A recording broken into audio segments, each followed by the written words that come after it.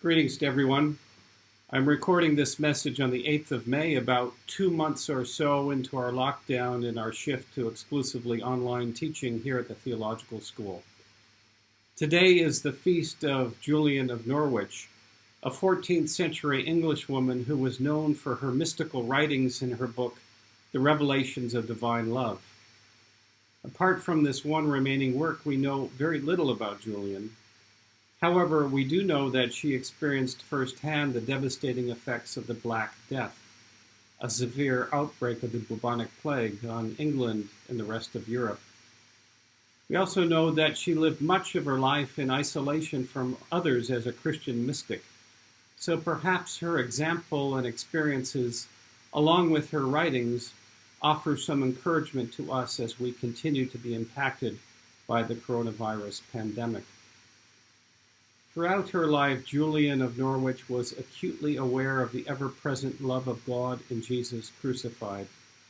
She wrote, "Love was our Lord's meaning, and I saw for certain that before ever he made us, God loved us, and that his love has never slackened nor ever shall."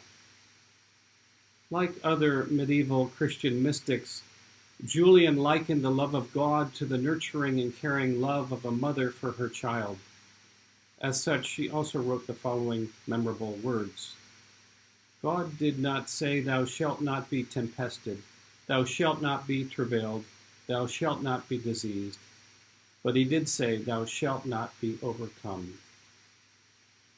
These are important words for us to remember as we continue together in our journey through this season of coronavirus. God's love for us has never slackened, nor will it ever. God did not promise us a life free from struggle, anxiety, pain, or disease. But God did promise us that we, through Christ, shall not be overcome by such forces.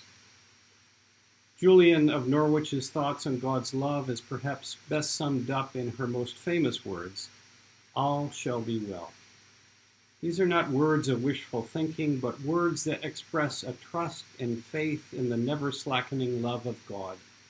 So my prayer for each of us this week, on this feast of Julian of Norwich, is that we're encouraged by Julian's words, and that we are able to realize with Julian that in the end, all shall be well. Thank you for taking the time for watching today. God bless each of you, and I'll see you next week.